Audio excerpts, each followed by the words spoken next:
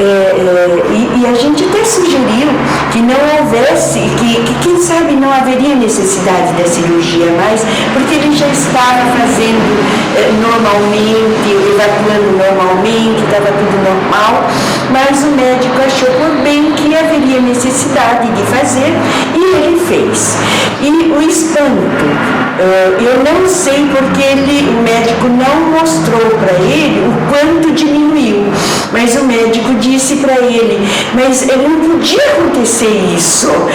Como? O tumor sempre tem que aumentar. E no caso dele, o tumor tinha diminuído, não houve necessidade de colostomia. No terceiro dia ele já estava evacuando normalmente e até agora.